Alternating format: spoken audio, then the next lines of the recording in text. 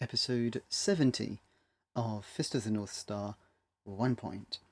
The keyword for this episode is going to be epic. In this video, I want to talk about a precise thing, which is what Koryu says when he gets defeated by Rao. He says that if Rao, Toki and Kenshiro were each sent to a different epic, they could have each been the successor, because each one of them is just super strong and they could have each been the successor. So why did the gods choose to send them in the same or to the same epic? So let's try to answer that question. I think Kenshiro, Toki and Rao shouldn't have been sent to different epics. And that's why the three of them are in this one, even though it causes great conflict. That's what should have happened. Why? Because obviously Rao shouldn't be the successor, which is why Kenshiro and even Toki, who's not the successor.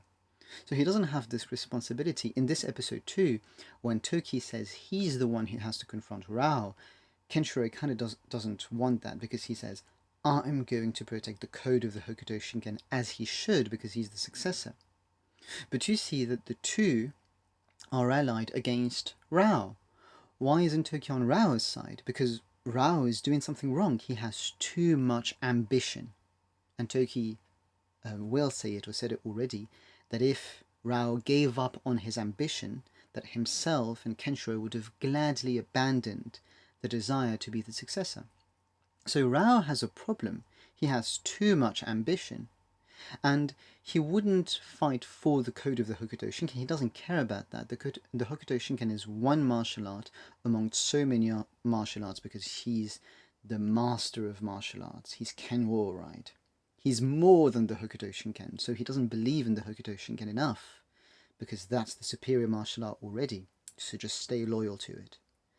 And Toki is the opposite extreme, as we talked about it before. His technique is gracious, but he's too kind. He wants to use the Hokuto Shinken probably for the best thing you may use it for, which is saving life, right? He wants to use it for medicine, but he doesn't have enough of the fighting spirit, as we talked about it before. So if you had an epic to which Rao would have been sent solely, so there would have been no other candidate, let's say, then the world may have been the way, well, Rao kind of progressively causes it to be that way, so chaotic.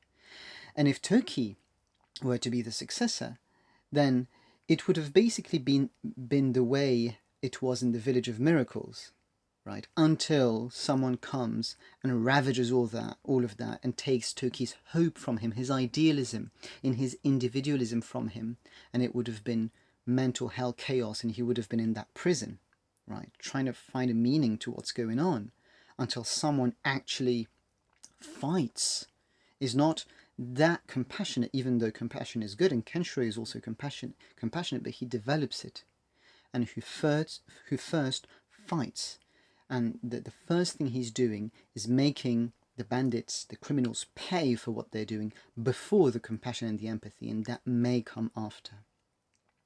And so the reason they're all sent to the same epic is so we see this story in the end of the century, 199X, what's going on, who wins, who's right, what's a worthy successor.